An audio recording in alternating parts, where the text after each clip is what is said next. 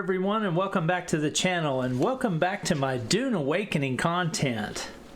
So I'm so excited to have you here today because I want to dive into some exciting news and a really interesting topic that I was able to get some information on from the community manager on the official Discord today. It's about Dune Awakening and its NDA policy for beta content. If you're a fan of the Dune universe or just curious about how NDAs work in the gaming industry, then please stick around because I got a banger for you today.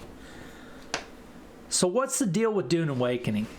Funcom has been running closed beta tests since late 2023, and they made it clear today to me in an answer to a question that I asked that the NDA, or the non-disclosure agreement, will not ever be dropping for beta content.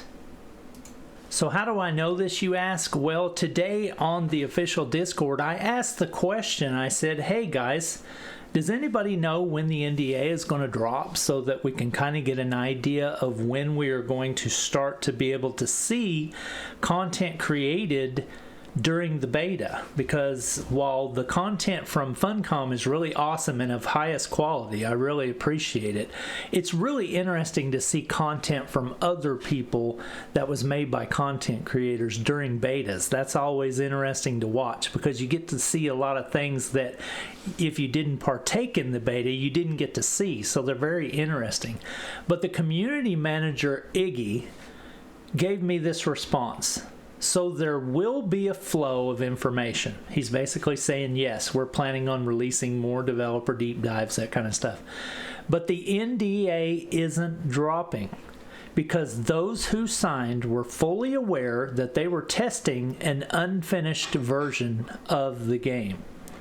So that right there is their stance on this procedure. They are not ever going to drop the NDA on the beta content. So what that means is that beta testers are legally bound to keep all details about the game under wraps.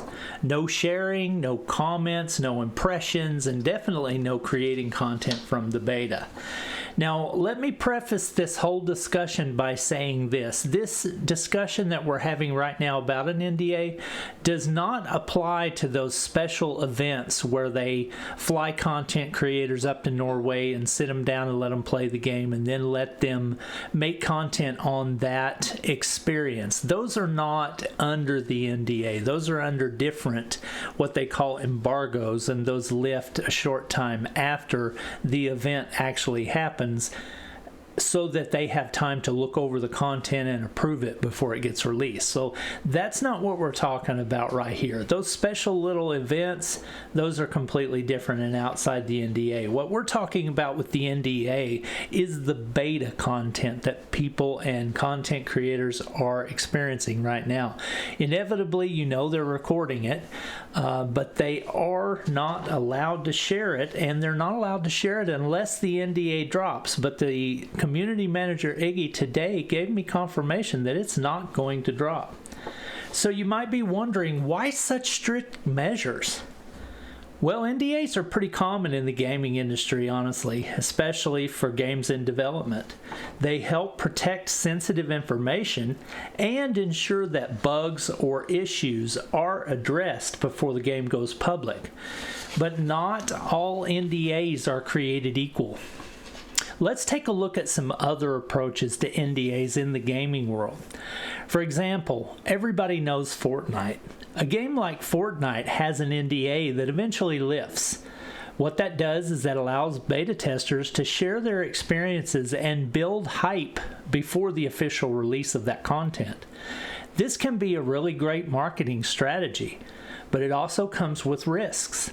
If the game isn't polished, early negative feedback could hurt its reputation.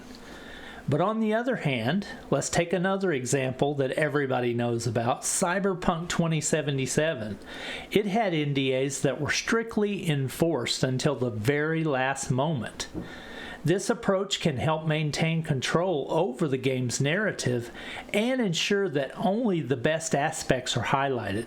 However, it can also lead to a lack of transparency and trust issues if the final product doesn't meet expectations. And how did we see that in Cyberpunk? I don't know. Did not meet expectations at release, if you remember that whole debacle. Oh wow, that was a mess. So what does this mean for Dune Awakening? By keeping the NDA in place, Funcom is likely aiming to ensure that the game is as polished as possible before any public feedback is shared. This can help avoid any premature negative impressions and build a stronger launch. Now let's talk about some of the viewers' opinion on NDAs, the gamers themselves. The gaming community has mixed feelings about this from what I've been able to uncover in the research that I've done. Some players believe that NDAs are necessary to protect the game's integrity and prevent leaks that could spoil the experience. They argue that NDAs help developers fix issues without public scrutiny and ensure a smoother launch. On the other hand, now we got to look at both sides of the coin here, to be fair. On the other hand, some gamers feel that NDAs can be too restrictive and prevent honest feedback from reaching the developers. They worry that NDAs might be used to hide problems and create a false sense of hype around the game. It's a delicate balance, to be sure, between protecting the game's development and being transparent with the community. And in all honesty, Funcom has been pretty transparent, honestly. They've told us a lot about the development process. They've released a lot of content. They constantly have their employees from the company on the live streams explaining things and their direction and their idea around where they're going with everything. So, you know, they have been very transparent, and I'm very thankful for that. I really appreciate that. But NDAs also play a significant role in game marketing. By controlling the flow of information, developers can create a sense of mystery and anticipation around a game. This can be a powerful tool to build hype and ensure that the first impressions are positive. However, it can also backfire if the game doesn't live up to the expectations set by the controlled narrative. So that's the danger you run. You know, that's kind of the knife's edge that Funcom has to walk between this whole issue. You know, do they release the NDA and take their chances, or do they withhold it? You know, that's a tough decision, and I'm not a game developer, so I can't tell you the best option, honestly. But for Dune Awakening, the NDA helps Funcom manage games marketing strategy by ensuring that only polished, official content is released to the public. This can help build a strong, positive image of the game before launch. Another important aspect to consider is how NDAs impact player trust.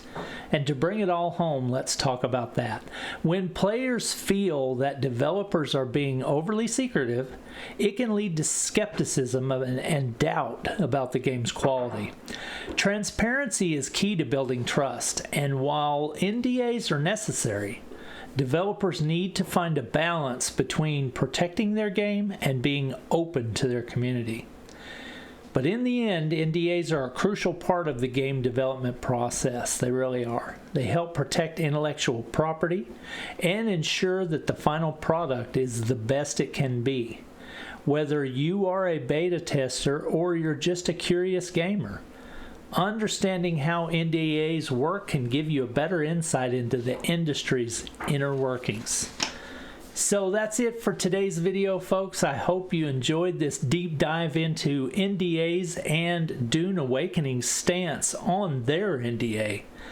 Don't forget to like and subscribe and hit that notification bell so that you won't miss any of the content I'm going to make on Dune Awakening going forward. Let me know in the comments what you think about NDAs in gaming. Do you think they're a good thing? Do you think they're a bad thing? What would you like to see in regards to how Funcom handles their NDA? Do you approve of what they're doing, or would you rather see them go a different path?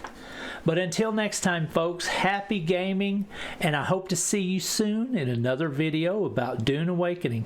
Coming soon. Talk to you later. Peace!